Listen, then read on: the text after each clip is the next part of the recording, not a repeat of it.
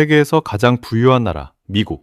돈도 있고 땅도 넓고 전 세계에 똑똑한 인재가 다 모이는 나라죠.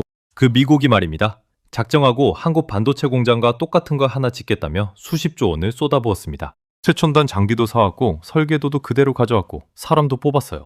그런데 결과가 어땠는지 아세요? 똑같이 지었는데 똑같이 안 돌아갔습니다. 돈이 없어서가 아니었어요. 기술을 몰라서도 아니었습니다. 더 이상한 건요. 미국이 한국과 똑같은 회사에서 똑같은 장비를 사다 놨는데도 그랬다는 거예요. 분명 같은 부품, 같은 도면인데 결과는 딴판이었습니다. 대만의 1등 기업이 애리조나 사막 한복판에 세운 공장도, 우리 삼성전자가 텍사스에 세운 거대한 공장도 한동안은 골칫덩이 취급을 받았어요. 유럽도 다르지 않았습니다. 우리도 반도체 좀 만들어 보자며 팔을 걷어붙였는데 한국에선 척척 나오던 그 물건이 그쪽에선 도무지 나오질 않았습니다. 돈을 부어도 안 되고 장비를 사도 안 되고 베껴도 안 됐어요. 그래서 해외 전문가들이 한국 반도체를 보며 이런 말을 하기 시작합니다. 이건 외계인급 기술이다. 한 나라의 기술력을 두고 외계인급이라는 말까지 나온다는 건 사실 정말 드문 일이거든요. 상상해 보시죠. 돈으로도 못 사고 똑같이 따라해도 안 되는 무언가가 한국이라는 나라 안에 들어있다는 겁니다. 도대체 그 손톱만한 칩 안에, 그리고 그 새하얀 공장 안에 뭐가 있길래 세계 최강 미국이 결국 두 손을 들었을까요? 그런데 이 이야기엔 꼬리에 반전이 하나 더 숨어 있어요. 한국이 그렇게 어렵게 거머쥔 세계 1위, 그 왕자마저도 바로 지금 이 순간 흔들리고 있다는 겁니다. 33년을 지킨 1등도, 어렵게 빼앗은 1등도 이 바닥에선 영원하지가 않더라고요. 자, 오늘 그 빛과 그림자를 처음부터 끝까지 풀어드리겠습니다. 미국이 끝끝내 사지 못한 그 정체, 한 문장으로 먼저 못 받고 시작할게요. 그건 기계가 아니라 사람이었습니다. 여기서 많은 분들이 이렇게 생각하실 거예요. 칩이 어떻고 공장이 어떻고 그거 다 대기업 얘기지 나랑 무슨 상관이냐? 아닙니다. 솔직히 말씀드리면 이건 결코 남의 이야기가 아니에요. 여러분, 통장을 한번 떠올려 보시죠. 우리 국민연금이 가장 많이 들고 있는 주식이 바로 삼성전자와 SK 하이닉스입니다. 그러니까 이 두 회사의 칩이 잘 팔리느냐 아니냐가 월계는 여러분이 나중에 받을 연금에까지 닿아 있는 셈입니다. 주식 한 조 없는 분도 예외가 아니에요. 우리나라 종합주가지수 코스피가 이 두 회사 실적에 따라 출렁입니다. 반도체가 기침을 하면 한국 경제 전체가 몸살을 앓는 구조죠.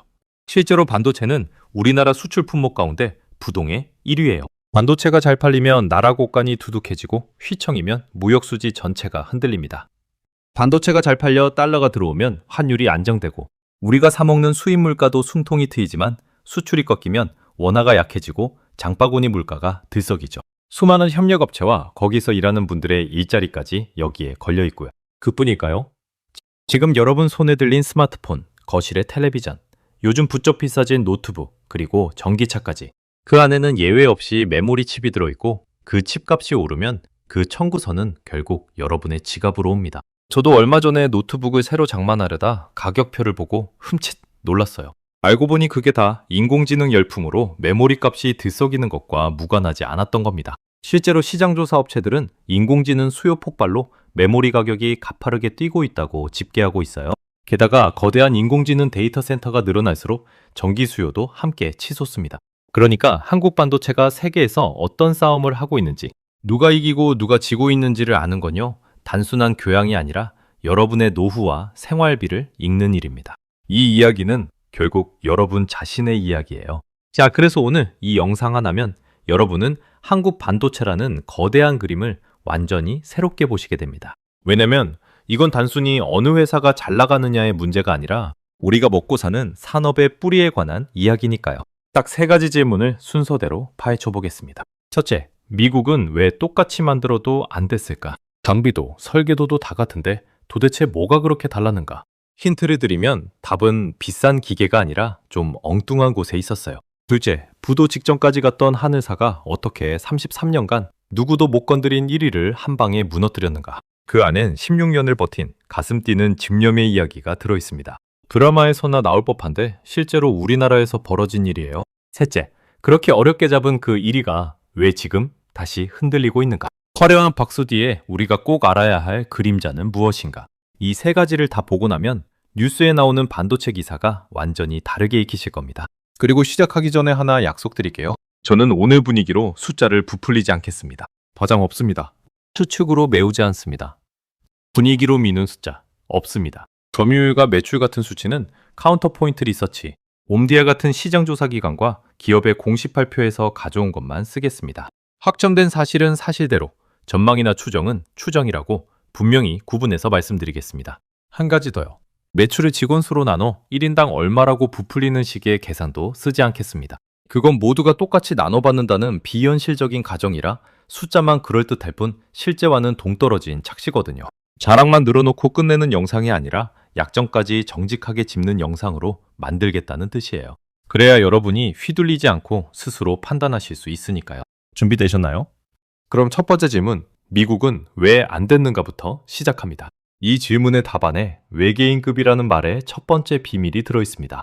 자, 먼저 머릿속에 한 장면을 그려보시죠. 먼지 한 톨도 허용되지 않는 새하얀 작업실, 클린룸입니다. 여기서 가장 중요한 단어 하나가 등장합니다. 바로 수율이에요. 어렵게 생각하지 마세요. 수율은 쉽게 말해서 100개를 만들었을 때 멀쩡한 게 몇 개냐는 겁니다. 한국 공장에서 100개를 만들면 90개, 95개가 멀쩡하게 나와요. 그런데 똑같은 장비, 똑같은 설계로 미국에서 만들면 그 절반밖에 안 나오기도 했습니다. 나머지는 다 불량이라 버려야 하니까 만들수록 손해를 보는 구조가 되는 거죠. 자, 그럼 의문이 되죠. 장비도 같고 설계도도 같은데 왜 한국에선 되고 미국에선 안 됐을까요? 답은 의외로 사람에 있었습니다. 미국 애리조나 공장에서 4년을 일했던 한 엔지니어의 증언이 유명한데요. 한국이나 대만에선 엔지니어들이 교대로 라인을 절대 멈추지 않는다는 거예요. 반도체 공장은 24시간 단 1초도 안 멈춥니다. 왜냐면 장비 하나가 삐끗하는 순간 그 안에서 만들던 어마어마한 제품이 통째로 날아가거든요. 그래서 한밤중이든 새벽이든 문제가 생기면 바로 달려와 라인을 지킵니다. 명절에도 누군가는 그 자리를 지켜요. 그 수많은 사람들의 선택이 매일매일 쌓여서 만들어진 게 바로 그 90개라는 숫자였던 겁니다. 그러니까 미국이 못 따라온 건 기술이 부족해서가 아니에요. 장비는 사면 됩니다. 설계도는 가져오면 돼요. 그런데 그 장비를 손에 익히기까지의 세월, 문제가 터지면 순식간에 원인을 찾아내는 감각, 이건 돈으로 살 수가 없는 거죠. 다만 공평하게 짚자면 미국도 가만히 있진 않았습니다. 그토록 골치였던 삼성의 텍사스 테일러 공장은 우여곡절 끝에 2026년 드디어 가동에 들어가고 테슬라의 인공지능 칩 같은 큰 일감까지 받아냈어요. 격차는 분명 좁혀지는 중입니다. 그래도 핵심은 변하지 않아요. 한국 반도체의 진짜 무기는 건물이 아니라 그 안에 사람이었습니다. 자, 그런데 진짜 핵심은 지금부터입니다. 여기서 소름 돋는 이야기가 시작돼요. 반도체 중에 메모리, 그러니까 정보를 기억하는 칩이 있죠? 그중 핵심인 D램 시장에서 삼성전자는 무려 1992년부터 33년 동안 단 한 번도 1위를 놓친 적이 없었습니다. 그야말로 난공불락이었어요. 그런데 그 거인을 무너뜨린 게 누구냐? 1983년에 세워져 한때 부도 직전 빚뒤에 앉았던 회사 SK 하이닉스였습니다. 비결은 HBM이라는 물건이에요. 쉽게 말하면 평평하게 깔던 메모리 칩을 마치 아파트처럼 위로 차곡차곡 쌓아 올린 겁니다. 12층씩 쌓고 층과 층 사이에 수천 개의 미세한 구멍을 뚫어 초고속 엘리베이터를 놓은 셈이죠. 이 회사는 2009년부터 이 기술에 매달려 2013년 12월 세계 최초로 HBM을 내놓습니다. 그런데 너무 일렀어요.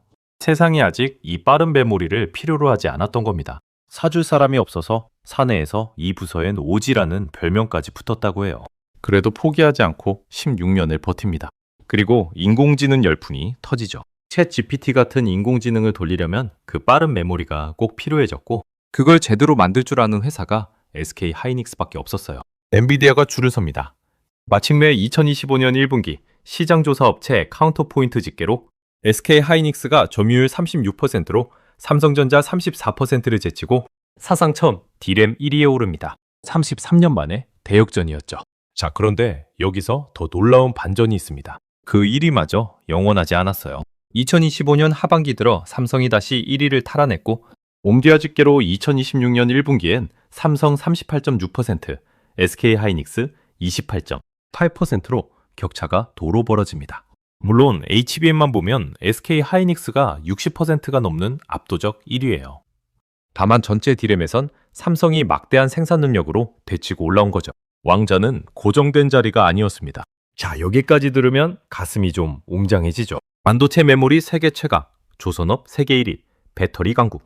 거기에 삼성전자와 SK 하이닉스를 합치면 전 세계 D램 매출의 3분의 2가 넘는 물량이 이 작은 나라 두 회사에서 나옵니다. 한 나라가 이 정도를 진다는 건 정말 유례를 찾기 힘든 일이에요. 그런데 박수만 치고 끝내면 놓치는 게 있습니다. 그림자도 분명히 있어요. 반도체 분야에 손꼽히는 전문가 성균관대학교 권석준 교수는 반도체 삼국지라는 책에서 우리 약점을 냉정하게 짚습니다. 첫째, 반도체를 만드는 핵심 장비와 재료를 우리가 직접 못 만든다는 거예요.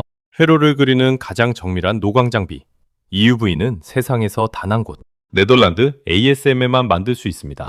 한 대에 수천억 원인데도 돈을 싸들고 가서 줄을 서야 해요. 일본도 무섭습니다. 2019년 7월 일본이 갑자기 반도체 핵심 소재 3가지의 수출을 틀어막았을 때 우리 공장이 멈출 뻔했어요. 당시 일본 의존도가 80%를 넘는 품목들이었거든요. 그런데 한국은 또 그 특유의 뚝심을 발휘합니다. 그래, 그럼 우리가 만들자. 도라수소는 2020년 솔브레인이, 가장 어렵다던 EUV 감광액은 2022년 동진세미캠이 국산화에 성공해냈죠. 위기가 오히려 체질을 바꾼 겁니다. 단, 솔직히 말씀드리면 아직 다 따라잡은 건 아니에요. 최고난도 소재와 핵심 장비는 여전히 일부 기대고 있습니다. 둘째 약점은 생각하고 계산하는 칩, 그러니까 시스템 반도체가 약하다는 거예요. 사람으로 치면 두뇌에 해당하는 이 칩은 엔비디아, 퀄컴 같은 미국 회사들이 꽉 쥐고 있습니다. 셋째, 칩을 쌓고 포장하는 후공정, 그리고 무섭게 따라오는 중국까지.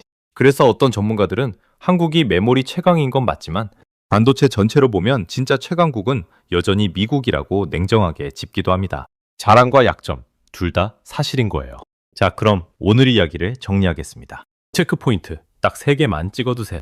첫째, 한국 반도체의 진짜 무기는 기계가 아니라 사람입니다. 미국이 돈으로도 못 산 그 90개라는 수율의 뒤에는 한밤중 비상호출에 잠옷바람으로 뛰쳐나간 사람들과 새 장비, 하나를 안정시키려고 며칠 밤을 공장에서 꼬박 세운 사람들이 있었어요. 아무도 안 알아줄 때 16년을 버틴 집념도요. 장비와 설계도는 살 수 있어도 수십 년 쌓인 그 감각과 문화는 베낄 수가 없습니다. 엔비디아가 이 회사들 앞에 줄을 서는 시대가 온 것도 결국 그 사람들이 있었기 때문이에요. 둘째, 1위는 결코 고정된 자리가 아닙니다. 2025년 SK 하이닉스가 33년 만에 삼성을 꺾었지만 2026년, 지금은 삼성이 다시 앞서고 있어요. HBM은 SK 하이닉스가, 전체 D램은 삼성이 치고 있죠. 인공지능 메모리 슈퍼사이클 한복판에서 두 회사는 지금 이 순간에도 진검승부 중입니다. 그러니 누가 영원한 승자라는 말에 절대 속지 마세요. 오히려 이 엎치락뒤치락이야말로 두 회사를 세계 최고로 단련시키는 힘이기도 합니다. 셋째, 화려함 뒤에는 그림자가 있습니다. 회로를 그리는 핵심 장비는 네덜란드, 핵심 소재는 일본. 그리고 두뇌칩 분야에선 엔비디아나 퀄컴 같은 미국 회사가 여전히 한참 앞서 있죠. 뒤에선 중국이 무섭게 쫓아옵니다. 그런데 저는 이게 오히려 희망의 이야기라고 생각해요. 왜냐면요, 진짜 강한 나라는 약점을 모르는 척하는 나라가 아니라 약점을 정확히 알고 하나씩 메워가는 나라거든요. 일본이 소재를 끊자 직접 만들어낸 것처럼 한국 반도체의 역사는 약점을 강점으로 바꿔온 역사였습니다. 지금 이 그림자들도 어쩌면 10년 뒤엔 또 하나의 강점으로 바뀌어 있을지 모릅니다. 한국 반도체는 늘 그렇게 벼랑 끝에서 길을 만들어 왔으니까요. 결국 우리가 외계인급이라 부르는 그 정체는 대단한 기계나 신비한 비법이 아니었습니다. 자기 자리에서 묵묵히 최선을 다한 평범한 사람들의 선택이 수십 년간 쌓이고 쌓여 만들어진 결과였어요. 명절에도 라인을 지킨 누군가, 오지라 불리는 부서에서 미래를 믿고 버틴 누군가, 일본의 압박 앞에서 밤을 새운 누군가, 그 수많은 선택들이 모여 오늘의 한국 반도체가 된 겁니다. 미국이 돈으로도 사지 못한 그 무엇의 정체는 사실 처음부터 거기 있었어요. 거창한 비밀이 아니라 매일 자기 몫을 해낸 사람들의 시간이었던 거죠. 그래서 저는 반도체 이야기가 결국 사람 이야기라고 생각합니다. 한 문장으로 정리하면 이래요. 한국 반도체의 힘은 기술의 높이가 아니라 약점 앞에서 포기하지 않고 다시 싸워온 끈기에 있다. 기술은 따라잡힐 수 있어도 그 끈기는 쉽게 따라잡히지 않습니다. 그리고 진짜 승부는 지금부터예요. 다음 격전지는 차세대 제품 HBM4입니다. 지금까지는 SK 하이닉스가 앞섰지만 삼성도 여기에 회사의 명운을 걸고 반격을 준비하고 있어요. 이 차세대 전쟁에서 누가 먼저 엔비디아의 선택을 받느냐가 앞으로 몇 년의 왕좌를 가를 겁니다. 그러니 오늘 이야기는 끝이 아니라 앞으로 펼쳐질 더 큰 드라마의 예고편인 셈이죠. 우리가 무심코 쓰는 이 작은 칩 하나에 이렇게 뜨거운 이야기가 담겨 있다는 걸 오늘 함께 느끼셨길 바랍니다. 오늘 한국 반도체의 빛과 그림자 끝까지 함께 해주셔서 진심으로 감사합니다. 이 이야기가 조금이라도 새롭게 다가오셨다면 구독과 좋아요로 응원해주세요. 그리고 댓글로 여러분의 생각도 꼭 들려주세요. 여러분은 어떻게 보시나요? SK 하이닉스와 삼성, 이 두 회사의 다음 1위는 누가 차지할 거라고 보세요? 다음 편에서는 오늘 잠깐 스쳐간 그 회사, 네덜란드 ASML 이야기를 준비했습니다. 장비 단 한 대로 전 세계 반도체를 쥐락펴락하는 슈퍼갑이라 불리는 그 회사의 비밀을 파헤쳐 보겠습니다. 그럼 다음 영상에서 또 뵙겠습니다.